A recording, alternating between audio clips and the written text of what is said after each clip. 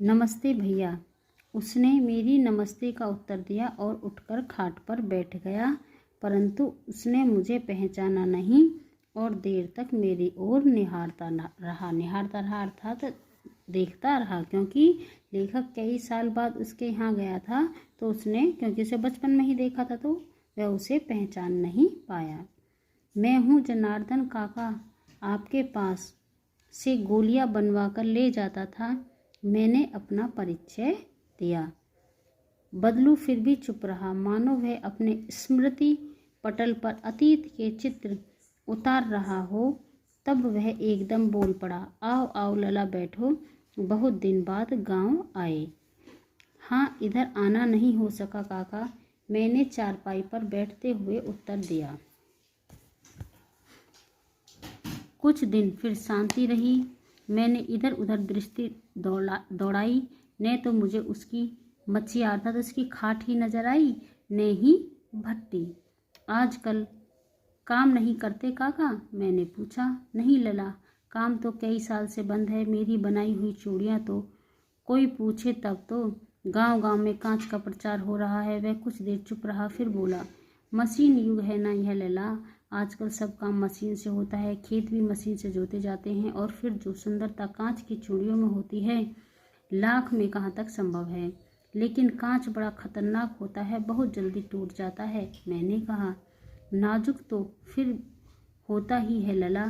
कहते कहते उसे खांसी आ गई और वह देर तक खांसता रहा। मुझे लगा उसे दमा है। अवस्था के साथ साथ उसका शरीर ढल चुका था। उसके हाथों पर और माथे पर नसें उभर आई थीं।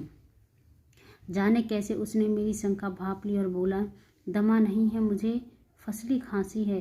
यही महीने 2 महीने से आ रही है, 10-15 दिन में ठीक हो जाएगी। मैं चुप रहा। मुझे लगा उसके अंदर कोई बहुत बड़ी व्यथा छिपी है। व्यथा अर्थात उसके अंदर कोई बहुत बड़ा दुख छिपा हुआ है। मैं देर तक सोचता रहा कि इस मशीन युग ने कितने हाथ काट दिए हैं। फिर कुछ देर फिर शांति रही, जो मुझे अच्छी नहीं लगी। अर्थात इस पंक्ति के कहने का लेखक का अर्थ है कि मशीनों के आने से कारीगरों का जो हाथ का काम है वह खत्म हो गया है। आम की फसल अब कैसी है काका? कुछ देर पश्चात मैंने बात का विषय बदलते हुए पूछा। अच्छी है लला, बहुत अच्छी है, उसने लहक कर उत्तर दिया और अंदर अपनी बेटी को आवाज़ दी, अरे रज्जो, लला के लिए आम तो ले आ। फिर मेरी ओर मुखातिब होकर बोला, मुखातिब यानी कि देख कर लेखक की ओर, माफ़ करना लला, तुम्हें आम खिलाना भूल गया था। नहीं नहीं काका, आम तो इस साल बहुत खाए हैं। वाह वाह, बिना आम खिलाए कैसे जाने दूंगा तुमको, क्योंकि जब बचपन में वह उसके पास आता था तब भी वह उसे आम खिलाता था। मैं चुप हो गया। मुझे वे दिन याद हो आए जब वह मेरे लिए मलाई बचाकर रखता था। गाय तो अच्छी है ना काका? मैंने पूछा। गाय कहाँ है लला? 2 साल हुए, बेच दी, कहाँ से खिलाता। इतने में रज्जो, उसकी बेटी, अंदर से एक डलिया में ढेर से आम ले आई। यह तो बहुत हैं काका, इतने कहाँ खा पाऊंगा। मैंने कहा। वाह वाह, वह हंस पड़ा। शहरी ठहरे ना, मैं तुम्हारी उम्र का था तो इसके 4 गुने यानी कि 4 गुने आम एक बखत यानी कि एक समय में खा जाता था। आप लोगों की बात और है, मैंने उत्तर दिया। अच्छा बेटी, लला को 4-5 आम छांट कर दो, सिंदूरी वाले देना। देखो लला कैसे हैं, इसी साल यह पेड़ तैयार हुआ है। रज्जो ने 4-5 आम अंजलि में भरकर यानी कि अपनी हथेलियों में रखकर मेरी ओर बढ़ा दिए। आम लेने के लिए मैंने हाथ बढ़ाया तो मेरी निगाह एक क्षण के लिए उसके हाथों पर ठिठक गई।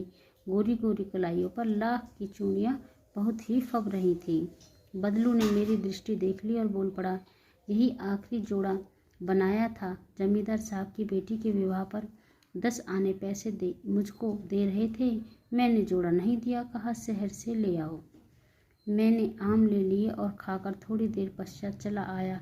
मुझे प्रसन्नता हुई कि बदलू ने हार कर भी हार नहीं मानी थी। उसका व्यक्तित्व कांच की चूड़ियों जैसा न था कि आसानी से टूट जाए, अर्थात विपरीत परिस्थितियों में और गरीबी में भी वह हार नहीं मान रहा था।